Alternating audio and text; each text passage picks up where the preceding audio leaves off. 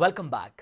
ಬೆಂಗಳೂರಿನ ಅಭಯ ಸೇವಾ ಫೌಂಡೇಶನ್ ಇವರ ವತಿಯಿಂದ 3ನೇ ದಿನದ ಸೇವಾ ಸಂಕಲ್ಪ ಕಾರ್ಯಕ್ರಮ ಅದ್ದೂರಿಯಾಗಿ ನಡೆಯಿತು. ಕಳೆದ ಕೆಲವು ವರ್ಷಗಳಿಂದ ಅಭಯ ಸೇವಾ ಫೌಂಡೇಶನ್ ಹಲವು ಸಾಮಾಜಿಕ ಕಾರ್ಯಕ್ರಮಗಳನ್ನು ಮಾಡಿಕೊಂಡು ಬಂದಿದ್ದಾರೆ. ಬಡವರು ನೊಂದವರ ಸೇವೆಯನ್ನು ಮಾಡ್ತಿದ್ದಾರೆ. ಇದರ ಜೊತೆಯಲ್ಲೇ ಸಂಸ್ಕೃತಿಯನ್ನ ಉಳಿಸುವ ನಿಟ್ಟಿನಲ್ಲಿ ವಿಶೇಷವಾದಂತಹ ಸೇವೆಯ ಕಾರ್ಯಕ್ರಮ ಮಾಡಿದ್ದಾರೆ. ಹಾಗಾದ್ರೆ ಏನಿದು ಸೇವಾ ಸಂಕಲ್ಪ ಕಾರ್ಯಕ್ರಮ ಅಂತೀರಾ? ಈ ಸ್ಟೋರಿ ನೋಡಿ.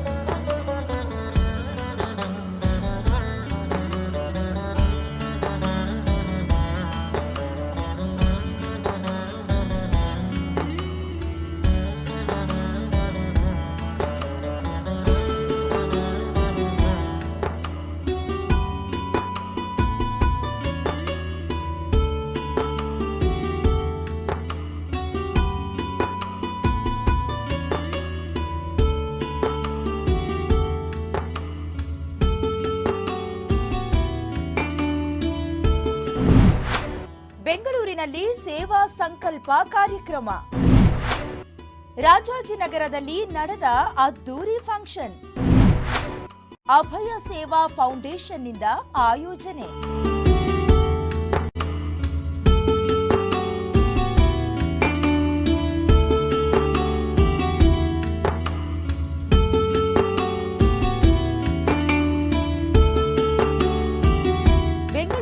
ರಾಜಾಜಿನಗರದ ರಾಮ ಮಂದಿರ ಮೈದಾನದಲ್ಲಿ ಸೇವಾ ಸಂಕಲ್ಪ ಕಾರ್ಯಕ್ರಮ ಹಮ್ಮಿಕೊಳ್ಳಲಾಗಿತ್ತು. ಧಾರ್ಮಿಕ, ಸಾಮಾಜಿಕ ಹಾಗೂ ಸಾಂಸ್ಕೃತಿಕ ಕಾರ್ಯಕ್ರಮದ ಮೂಲಕ ಹೆಸರುವಾಸಿಯಾಗಿರುವ ಬೆಂಗಳೂರಿನ ಅಭಯ ಸೇವಾ ಫೌಂಡೇಶನ್ನಿಂದ ಈ ಕಾರ್ಯಕ್ರಮ ನಡೆಯಿತು. ಸೇವಾ ಸಂಕಲ್ಪ ಕಾರ್ಯಕ್ರಮದಲ್ಲಿ ನವಶಕ್ತಿ ವೈಭವ ನೃತ್ಯ, ಹುಲಿ ಹೆಜ್ಜೆ, ಆರೋಗ್ಯ ಶಿಬಿರ, ಶಾಲಾ ಬ್ಯಾಗ್, ಹೊದಿಕೆ ವಿತರಣೆ, ಪಂಚಿನ ಮೆರವಣಿಗೆ ಸೇರಿ ಹಲವು ಕಾರ್ಯಕ್ರಮಗಳನ್ನು ಆಯೋಜಿಸಲಾಗಿತ್ತು. ಇನ್ನು ಕಾರ್ಯಕ್ರಮದಲ್ಲಿ ಪೇಜಾವರ ಮಠದ ವಿಶ್ವಪ್ರಸನ್ನ ತೀರ್ಥ ಶ್ರೀಪಾದಂಗಳವರು, ಶಾಸಕರಾದ ಸುರೇಶ್ ಕುಮಾರ್, ಕಿರಣ್ ಕುಮಾರ್ ಕೊಡ್ಗಿ, ಗುರ್ಮೆ ಸುರೇಶ್ ಶೆಟ್ಟಿ, ಗುರುರಾಜ್ ಗಂಟಿಹೊಳಿ, ಸಂಸದರಾದ ಪಿಸಿ ಮೋಹನ್, ಕೋಟಾ ಶ್ರೀನಿವಾಸ್ ಪೂಜಾರಿ ಸೇರಿದಂತೆ ಅನೇಕ ಗಣ್ಯರು ಭಾಗಿಯಾಗಿದ್ದರು.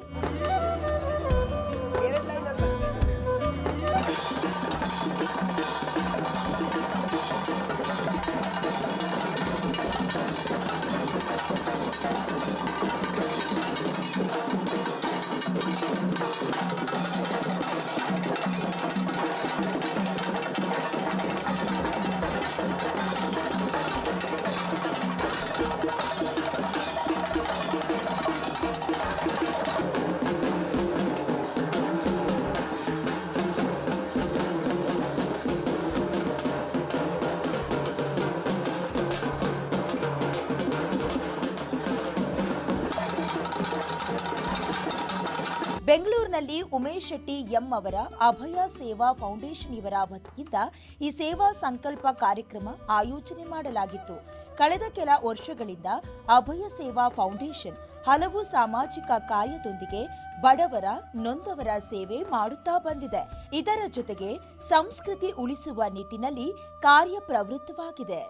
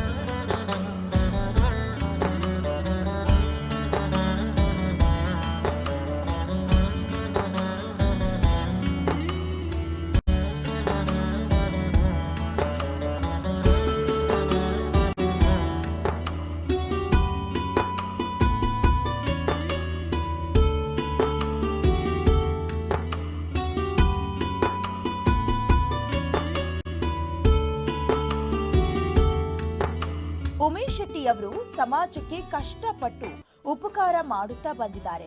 ಹಲವು ವರ್ಷಗಳಿಂದ ವೈದ್ಯಕೀಯ ಶಿಬಿರ ಸೇರಿದಂತೆ ಕೆಲವು ಜನಪರವಾದ ಸಾಮಾಜಿಕವಾದ ಕೆಲಸದಲ್ಲಿ ತೊಡಗಿಕೊಂಡಿದ್ದಾರೆ. ಅಭಯ ಸೇವಾ ಫೌಂಡೇಶನ್ ಮುಂದಿನ ದಿನಗಳಲ್ಲಿ ಮತ್ತಷ್ಟು ಸೇವೆ ಮಾಡಲಿ ಎಂದು ಬೈಂದೂರು ಶಾಸಕ ಗುರುರಾಜ್ ಗಂಟಿಹೊಳಿ ಅವರು ಶುಭ ಹಾರೈಸಿದ್ದಾರೆ. ಉಮೇಶ್ ಅಣ್ಣ ಮಂದರ್ತಿ ಅನ್ನುವಂಥ ಹೆಸರು ನಮ್ಮ ಕರಾವಳಿಗರಿಗಂತೂ ಚಿರಪರಿಚಿತ. ಉಪಕಾರ ಮಾಡುವವನಿಗೆ ಸಾವಿರಾರು ದಾರಿ. ತನ್ನಷ್ಟರ ಆದಷ್ಟೇ ಉಪಕಾರ ಮಾಡೋದು ಒಂದಾದರೆ, ಕಷ್ಟಪಟ್ಟು ಶ್ರಮಪಟ್ಟು ಉಪಕಾರ ಮಾಡೋದು ಸಮಾಜಕ್ಕೆ ಅಂತಿದೆ. ಉಮೇಶ್ ಅಣ್ಣ ಅಂಥ ಒಂದು ಉದಾಹರಣೆಯಲ್ಲಿ ಬರ್ತಾರೆ. ಕಳೆದ ವರ್ಷ ಸುಮಾರು ಒಂದು 10,000 ಜನರಿಗೆ ವೈದ್ಯಕೀಯ, ಶೈಕ್ಷಣಿಕ, ಆರೋಗ್ಯಕ್ಕೆ ಸಂಬಂಧಪಟ್ಟಂಥ ಹಲವು ಉಪಕಾರಗಳನ್ನು, ಅಂದ್ರೆ ಅವರು ವೈದ್ಯಕೀಯ ಶಿಬಿರ ಮಾಡ್ತಾರೆ, ಶೈಕ್ಷಣಿಕ ದಾನ ಮಾಡ್ತಾರೆ, ಶಿಕ್ಷಣಕ್ಕೆ ಸಹಾಯ ಮಾಡ್ತಾರೆ. ಅಂಥ ಕಾರ್ಯಕ್ರಮ ಅಭಯ ಸೇವಾ ಸಂಕಲ್ಪ ಕಾರ್ಯಕ್ರಮ ಅಂತೇಳಿ ಹೇಳಿ ರಾಜಾಜಿನಗರದಲ್ಲಿ ಮಾಡ್ತಾರೆ. ಎಲ್ರಿಗೂ ಮನೆ ಮಾತು ರಾಜಾಜಿನಗರದಲ್ಲಿ. ಇಲ್ಲಿನ ಶಾಸಕರಾದಿಯಾಗಿ ಎಲ್ಲರೂ ಅಪ್ರಿಷಿಯೇಟ್ ಮಾಡಿದಂಥ ಒಂದು ಕಾರ್ಯಕ್ರಮ. ಈ ವರ್ಷ 3 ದಿನದ ಕಾರ್ಯಕ್ರಮ ಇಲ್ಲಿ ಗ್ರೌಂಡಲ್ಲಿ ನಡೀತಾ ಇದೆ. ಸುಮಾರು ಒಂದು 15,000 ಜನರು ಇದರ ಉಪಯೋಗವನ್ನು ಪಡ್ಕೊಳ್ಳೋರಿದ್ದಾರೆ. ನಾನು ಮೊದಲನೇ ಹೇಳಿದಾಗೆ ತನ್ನತ್ರ ಆದಷ್ಟು ಉಪಕಾರ ಮಾಡ್ತೇನೆ ಅನ್ನೋರು ಒಂದಾದರೆ, ಶ್ರಮಪಟ್ಟು ಕಷ್ಟಪಟ್ಟು ತಾನು ದುಡಿದದ್ರ ಜೊತೆಗೆ ತಂದೊಂದು ತಂಡ ಕಟ್ಟಿಕೊಂಡು ಜನರಿಗೆ ಮುಂಚಿತವಾಗಿ ತಿಳಿಸಿ ಎಷ್ಟು ಜನಕ್ಕಾಗ್ತದೆ ತನ್ನಿಂದ ಸಹಕಾರ ತಗೊಳ್ಬೇಕು ಅಂತೇಳಿ ಹೇಳಿ ಇಷ್ಟು ಶ್ರಮಪಟ್ಟು ಮಾಡ್ತಾ ಇದ್ದಾರೆ. ಇವ್ರ ಕಾರ್ಯಕ್ರಮಕ್ಕೆ ಎಲ್ಲೆಲ್ಲಿಂದನೂ ದೂರದಿಂದೆಲ್ಲ ನಾವು ಓಡೋಡಿ ಬಂದಿದ್ದೇವೆ. ಯಾಕಂದ್ರೆ ಉಮೇಶ್ ಅಣ್ಣ ಅನ್ನುವಂಥವ್ರು ಇಷ್ಟೆಲ್ಲ ಕೆಲಸ ಮಾಡ್ತಾರೆ ಅಂತ. ಇನ್ನು ಅಭಯ ಸೇವಾ ಫೌಂಡೇಶನ್ ಅಧ್ಯಕ್ಷ ಉಮೇಶ್ ಶೆಟ್ಟಿ ಮಾತನಾಡಿ, ನಮ್ಮ ಸಂಸ್ಥೆ ವತಿಯಿಂದ ಬನ್ನಿ ಭರವಸೆಯ ನಾಳೆಗೆ ಎಂಬ ಸಂಕಲ್ಪದೊಂದಿಗೆ ರಾಜ್ಯ ಮಟ್ಟದ ಕಾರ್ಯಕ್ರಮವಾಗಿ ಆಯೋಜನೆ ಮಾಡಿದ್ದೇವೆ. ನಮ್ಮ ತಂಡ ಜನಸೇವೆ ಸಂಕಲ್ಪದ ಉದ್ದೇಶದಿಂದ ಕೆಲಸ ಮಾಡಿಕೊಂಡು ಬಂದಿದೆ. ಇನ್ನು ಮುಂದಿನ ದಿನಗಳಲ್ಲಿ ಹೆಚ್ಚಿನ ಜನಪರ ಕೆಲಸ ಮಾಡುವ ಉದ್ದೇಶ ಇದೆ ಎಂದಿದ್ದಾರೆ. ಅಭಯ ಸೇವಾ ಫೌಂಡೇಶನ್ 20 ವರ್ಷಗಳ ಮೇಲ್ಪಟ್ಟು ಕೆಲಸ ಮಾಡ್ಕೊಂಡು ಬರ್ತಾ ಇದೆ. ರಾಜಾಜಿನಗರ ಸುತ್ತಮುತ್ತ ಇದು 2ನೇ ವಾರ್ಷಿಕೋತ್ಸವ ಮಾಡೋದು. ನಮ್ಮ ಅಭಯ ಫೌಂಡೇಶನ್ ಸಂಕಲ್ಪ ಅಷ್ಟೇ, ಬನ್ನಿ ಭರವಸೆಯ ನಾಳೆಗೆ. ಅದಲ್ಲದೇ ಸೇವೆಗೆ ಇಲ್ಲಿ 100 ಕರಗಳು, ಇಲ್ಲಿ ಸಾವಿರಾರು ಜನರ ಯುವಕರನ್ನ ಸೇರಿಸ್ಕೊಂಡು ಒಂದು ಕಡೆ ಯಾರು ಫಲಾನುಭವಿಗಳಿದೆ ಅವ್ರನ್ನೆಲ್ಲ ಕರೆದು ಅವರಿಗೆ ಆತಿಥ್ಯ ಮಾಡಿ ಇವತ್ತು ನಾವು ಸೇವಾ ಸಂಕಲ್ಪ ಕಾರ್ಯಕ್ರಮಗಳನ್ನು 3 ದಿವಸಗಳಿಂದ ಎಲ್ಲರೂ ಸೇರಿ ಮಾಡ್ತಾ ಇದ್ದೀವಿ. ಇದು ಒಂದು ರಾಜ್ಯ ಮಟ್ಟದ ಒಂದು ಕಾರ್ಯಕ್ರಮವಾಗಿ ನಾವೆಲ್ಲ ಪರಿಗಣಿಸಿದ್ದೀವಿ. ಅನೇಕ ಜಿಲ್ಲೆಗಳಿಂದ ನಮ್ಮ ಒಂದು ವೇದಿಕೆಗೆ ಇವತ್ತು ಕಲಾವಿದರು ಬಂದು ನಮ್ಮನ್ನೆಲ್ಲ ಗುರುತಿಸುವಂಥ ನಾವು ಕೆಲಸ ಮಾಡಿದ್ದೀವಿ. ಹಾಗೆ ಒಂದಿಷ್ಟು ಹೆಲ್ತ್ ಕ್ಯಾಂಪ್ಗಳಿರ್ಬೋದು, ನಿನ್ನೆ ದುರ್ಗಾದೀಪ ನಮಸ್ಕಾರ ಇರ್ಬೋದು.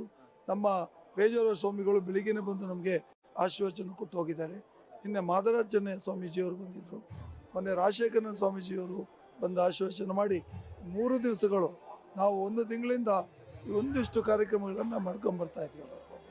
ಒಟ್ಟಿನಲ್ಲಿ ಅಭಯ ಸೇವಾ ಫೌಂಡೇಶನ್ ವತಿಯಿಂದ ಕಳೆದ 3 ದಿನಗಳಿಂದ ನಡೆದ ಸೇವಾ ಸಂಕಲ್ಪ ಕಾರ್ಯಕ್ರಮಕ್ಕೆ ಕೊನೆಗೂ ಇಂದು ಅದ್ಧೂರಿಯಾಗಿ ತೆರೆ ಬಿದ್ದಿದೆ. Kiran Kanmane, Karnataka news beat, Bengaluru.